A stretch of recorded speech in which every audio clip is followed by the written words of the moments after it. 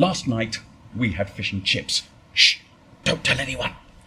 The reason you shouldn't tell anyone is because Friday night is fish and chip night, not Saturday night. And last night was a Saturday. We broke the rules. And it's important to have rules like that in this house, because if we didn't, I'd be having those foods I love every day of the week. Because I do love fish and chips.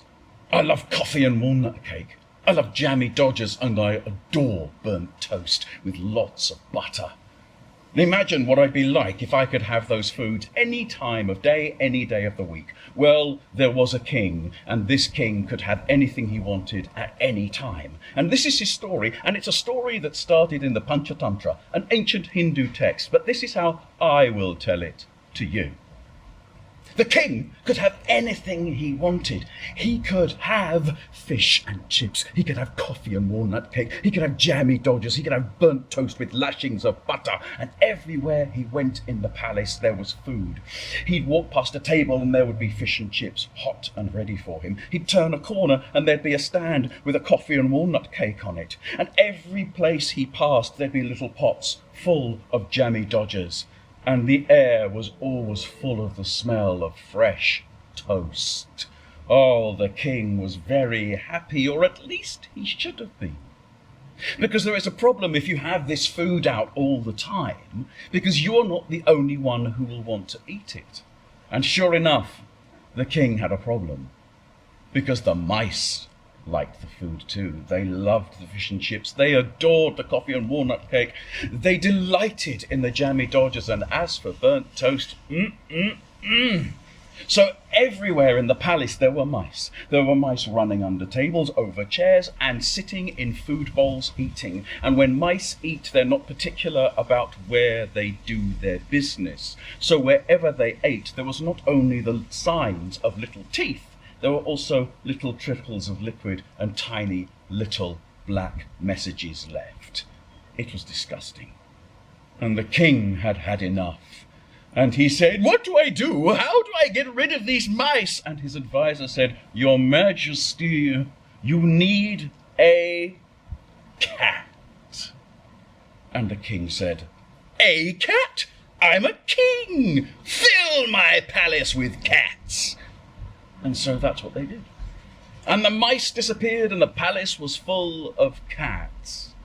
Cats washing themselves all over the place, tripping servants up, sitting on sofas and refusing to move, and worst of all, making the king sneeze. And so after a not very long period, the king had had enough and said, "I have had enough of these cats. We must get rid of these cats."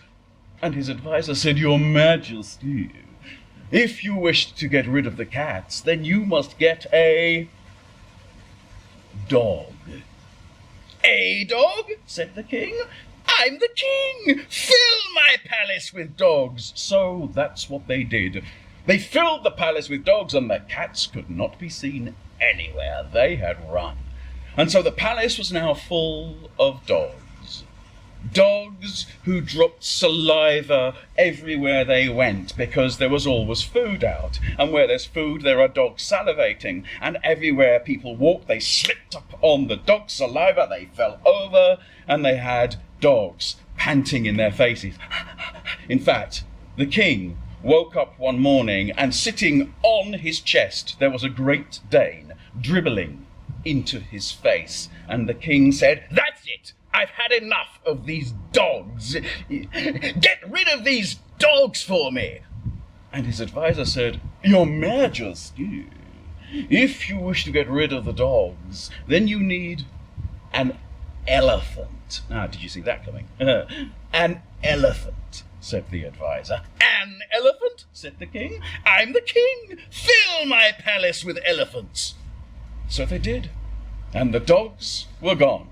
And instead there were elephants. Now this was a big palace with big doorways, but not so big that the elephants could avoid scraping along the paintwork, knocking over the furniture, rubbing themselves up against the very expensive wallpaper until the king had had enough and said, I have had enough. Get rid of these elephants for me. They are destroying the palace. And the advisor said, Your Majesty, if you wish to get rid of the elephants, then you must get a mouse. A mouse? Said the king. I'm the king. Fill my palace with mice. So we're back to the beginning of the story. And the palace is full of mice once more, enjoying the fish and chips, the coffee and walnut cake, the jammy dodgers, and the burnt toast with lashings of butter. And there are still little teeth marks in the food, and there are still little messages of liquid and solid all over the food and the furniture and the carpets. And so perhaps the king needs cats, then dogs, then elephants, then mice and cat. Well, or perhaps he needs to learn self-control. Because maybe then the cycle could be broken. But until that point, it was and remains the king's problem. And that was how I have told that story to you.